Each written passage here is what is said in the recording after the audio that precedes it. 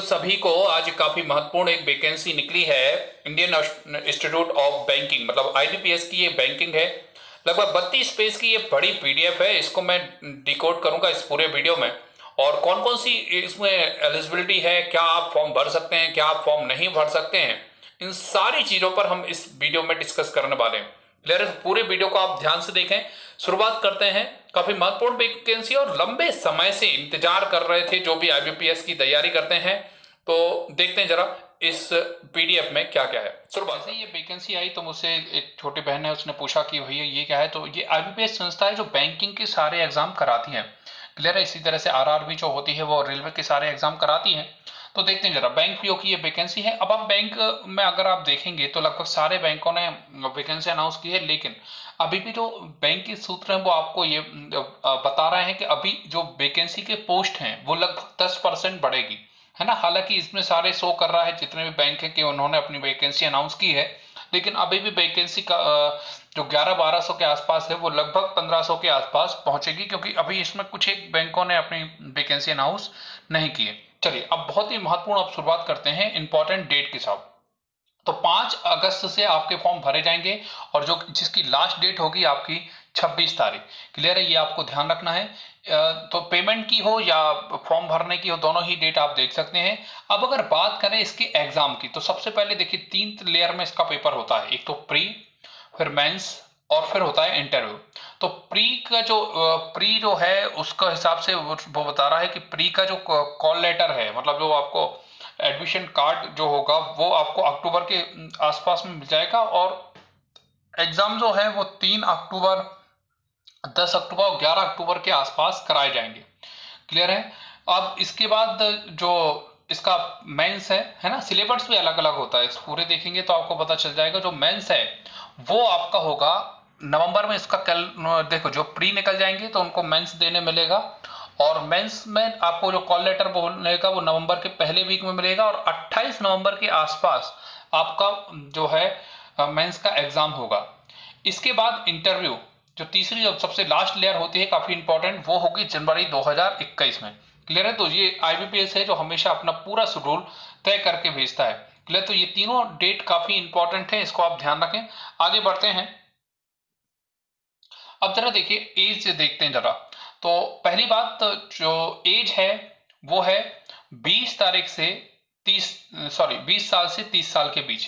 तो ये जो जनरल कैटेगरी है ये उनके लिए है, और जो जन्म है वो 1 अगस्त को हुआ होना चाहिए। अब जो कैटेगरी है उनको 5 साल का रिलैक्सेशन मिल जाएगा। तो एससी और एसटी के लिए, तो शेड्यूल कास्ट, अनुसूचित जाति, अनुसूचित जनजाति के लिए उसमें 5 साल का रिलैक्सेशन रहेगा। मतलब उनके लिए जो उम्र रहेगी वो रहेगी 35 साल। क्लियर है? और जो ओबीसी हैं उनके लिए जो ओवर एज रहेगी वो रहेगी 33 साल। बाकी जनरल वालों के लिए रहेगी 30 साल। ये भी आप ध्यान रखें। ठीक है? जनरल वालों के लिए कितनी रहेगी? 30 साल। ओके, आगे बढ़ते हैं। अगली बात पर चलते हैं। तो आगे है इसमें एज रिलैक्सेशन की ही बात की गई है। अब देखते हैं एजुकेशन क्वालिफिकेशन। तो आईबीपीएस का कोई भी एग्जाम हो, पहले आप सेट कर लें जरा। आईबीपीएस का कोई भी एग्जाम हो, क्लियर है? तो आपको ये ध्यान रखना है कि आईबीपीएस के कोई भी एग्जाम में जो क्वालिफिकेशन मांगी जाती है वो हमेशा जो मांगी जाती है वो मांगी जाती है आपकी ग्रेजुएशन। क्लियर है? क्या रहती है? ग्रेजुएशन। आप किसी भी तरह से ग्रेजुएशन हो, इसमें कोई दिक्कत नहीं कि आप बीए से हैं, एमए से हैं, है ना। किसी भी कैटेगरी में आप ग्रेजुएशन हो, किसी भी यूनिवर्सिटी से आप ग्रेजुएशन हो। हाँ, ये जरूर है कि इंपॉर्टेंट डेट जरूर दी गई है कि इंपॉर्टेंट डेट जो है वो है 26 तारीख। क्लियर? 26/8 मतलब 26 अगस्त को आपकी ग्रेजुएशन कंप्लीट हो जानी चाहिए, या उसकी डिग्री आपके पास होना ही चाहिए। क्लियर है? चलिए, तो अब मैंने आपको बताया था 2 एग्जाम होते हैं। तो सबसे पहले प्री होता है। तो प्री में क्या क्या आता है? इंग्लिश, मैथ्स और रीजनिंग। अब देखते हैं जरा, अब नंबर का बंटवारा देख लेते हैं। तो अगर आप देखेंगे तो क्वेश्चन जो आते हैं 30 number 30 marks, 35 number 35 marks. Clear है? इसमें देख पा रहे होंगे आप, 30 नंबर 30 मार्क्स, 35 नंबर 35 मार्क्स और 35 नंबर 35 मार्क्स, टोटल 100 नंबर का पेपर होता है। लेकिन आईबीपीएस के एग्जाम में एक अंतर होता है। जैसे आप किसी भी एग्जाम को दोगे तो आपको सारे एग्जाम के लिए समय अलग अलग मिलेगा। क्लियर है? लेकिन आईबीपीएस में ऐसा नहीं होता। आईबीपीएस में क्या होगा, आपको हर एक पेपर 20 मिनट में करना होगा। इसको जरा समझना। हर एक पेपर कितने मिनट में करना होगा, 20 मिनट में। तो इंग्लिश आपको 20 मिनट में कर देना। अगर आपकी 20 मिनट 10 मिनट में भी हो गई तो आपको 10 मिनट रुकना पड़ेगा। क्लियर है। इसके बाद अगर आप मैथ्स करेंगे तो भी आपको 20 मिनट में करना है, ठीक है। भले ही आपकी लेट हो जल्दी, उससे कोई मतलब नहीं। और रीजनिंग भी आपको करना है 20 मिनट में, मतलब 20 मिनट के लिए आपका पॉपअप खुलेगा, कंप्यूटर खुलेगा, और 20 मिनट बाद ऑटोमेटिक बंद हो जाएगा। उसके 1-2 मिनट बाद ये दूसरे विषय चालू हो जाएंगे। क्लियर है। और ये जो लिखा है ये आपको समझा दूं मैं, ये लैंग्वेज लिखी है। कौन सा पेपर, तो इंग्लिश का पेपर तो इंग्लिश में ही रहेगा, बाकी मैथ्स और रीजनिंग बाइलिंगुअल रहेगा, है ना। इंग्लिश मैथ्स जो भी, इंग्लिश और हिंदी जो भी आप चुनना चाहें उसमें लिखी रहेगी सवाल। क्लियर है। चलिए तो देखते हैं जरा आगे। अच्छा, मैं आपको थोड़ा सा और बता दूं कि जो आईबीपीएस का पेपर होता है उसमें एडवांस मैथ्स कम आती है। जैसे जो ज्योमेट्री होती है, क्षेत्रमिति, ज्यामिति टाइप की चीजें, त्रिकोणमिति, मेजरमेंट टाइप की जो चीजें होती हैं वो कम आ जाती है, कैलकुलेशन ज्यादा आता है ना। जैसे बोडा मास है, या परसेंटेज है, या सबसे इंपॉर्टेंट जो आपकी डीआई होती है वो काफी इंपॉर्टेंट होती है इस पेपर में। क्लियर है। ओके, आगे बढ़ते हैं। अब यदि आप प्री क्वालिफाइड हो जाते हैं तो आपका नवंबर में होगा मेंस। मेंस भी मैं किस तरह से होगा उसको जरा समझना।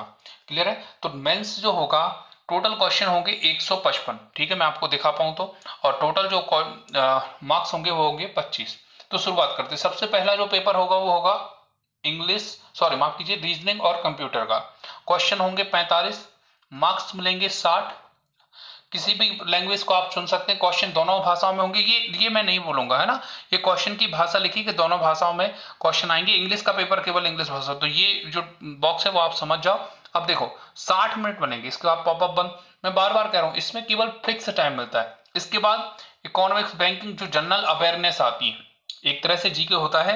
ये 40 क्वेश्चन 40 मार्क्स के आएंगे, इसको मिलेंगे आपको 35 मिनट।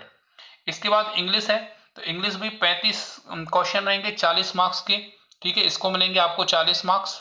क्लियर है। सबका फिक्स टाइम है, इसको समझने। डाटा एनालिस्ट, डीआई जिसकी मैं बात कर रहा था, इसको तो 35 क्वेश्चन 40 मार्क्स के आएंगे, और इसको भी मिलेंगे कितने मिनट, 45 मिनट।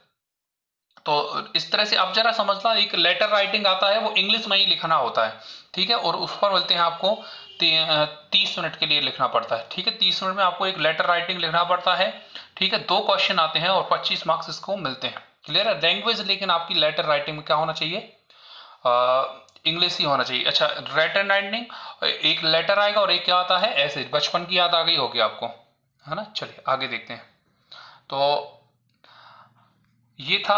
अब ये वैकेंसी का बंटवारा देख लें जरा। जिस वैकेंसी की मैं बात कर रहा था, नंबर ऑफ वैकेंसी जो है वो है 11,000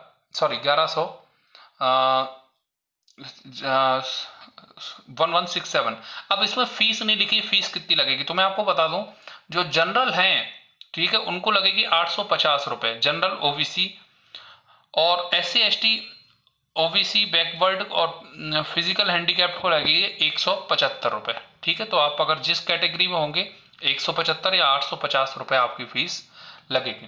क्लियर है। तो उम्मीद है आपको सारी चीजें समझ में आ गई होंगी। इसके अलावा भी यदि आपको आईबीपीएस से रिलेटेड कोई भी इंफॉर्मेशन चाहिए हो तो आप कमेंट बॉक्स में लिखिए, तो मैं आपके कमेंट बॉक्स में ही रिप्लाई कर दूंगा जो भी आंसर आपको चाहिए होंगे। क्लियर है। तो काफी महत्वपूर्ण वैकेंसी है, आप तैयारी करते रहें। ओके, नमस्कार।